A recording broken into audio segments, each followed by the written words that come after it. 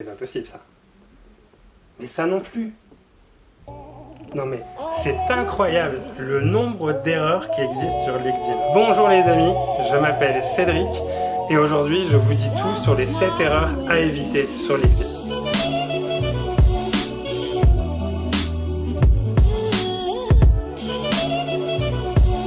La toute première erreur, c'est l'absence de photos.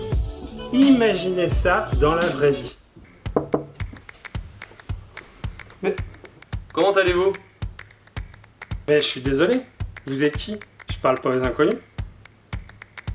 Vous avez 14 fois plus de chances de gagner en visibilité en mettant une photo professionnelle sur votre profil. La deuxième erreur, c'est de ne pas soigner la partie résumé. Vous savez, l'encart info que vous avez sur votre profil. Bonjour Jacques, présentez-vous. 24 ans, menuiserie. J'ai une expérience car j'avais dans une entreprise, je fais du sport aussi. Je vous remercie d'avoir lu mon résumé et au revoir. Cette partie, c'est la partie la plus importante sur votre profil. Vous devez la rédiger comme si c'était une lettre de mission. En quelque sorte, expliquez-nous votre pourquoi. Pourquoi vous le faites? Comment vous le faites? Avec qui vous le faites? Et comment ça marche pour travailler avec vous? Comment on rentre en contact parce qu'on a envie de travailler avec vous, parce qu'on vous a solutionné comme la personne qui va être en mesure de pouvoir m'aider à résoudre mon problème. La troisième erreur, c'est d'être passif et d'attendre de se faire contacter.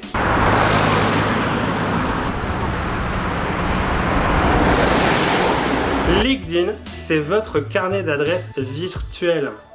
Vous devez en priorité entretenir vos relations sur le réseau. La quatrième erreur, c'est de faire des publications uniquement avec des hashtags.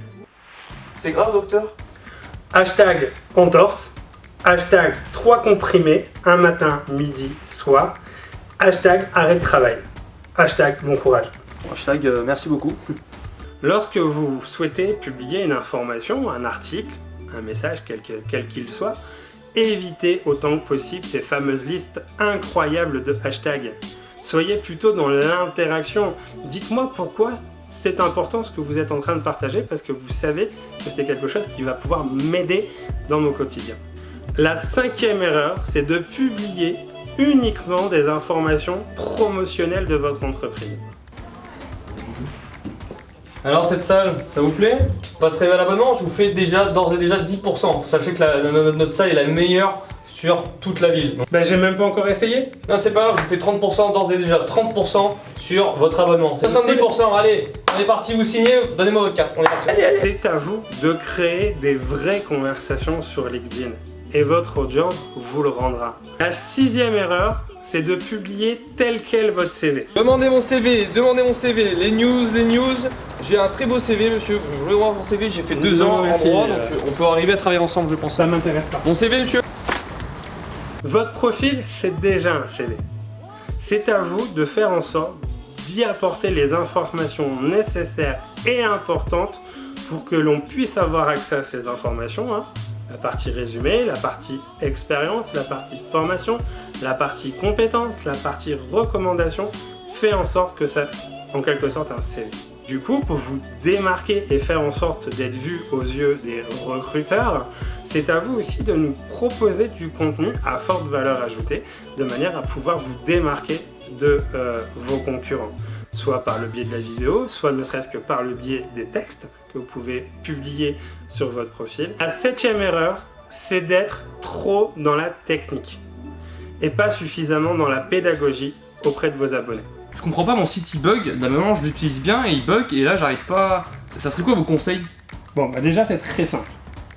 Déjà, il faut commencer par le scroll. Une fois que vous avez fait le scroll, vous allez dans le back-end. Et dans le back-end, vous avez le code HTML. Et quand vous avez trouvé le code HTML, et ben du coup, dedans, il y a le CSS. Et à côté du CSS, tu as les 2 petits points. Et ben c'est grâce aux 2 petits points que tu vas pouvoir modifier la taille de ton image. Stop à trop de technicité dans vos propos. Soyez dans la pédagogie. Montrez à vos clients comme quoi vous êtes la personne qui va pouvoir solutionner ces problèmes. Si vous avez aussi des questions, c'est avec grand plaisir de pouvoir y répondre dans les commentaires en dessous de cette vidéo. Et c'est avec grand plaisir de vous retrouver pour la prochaine masterclass. À très bientôt.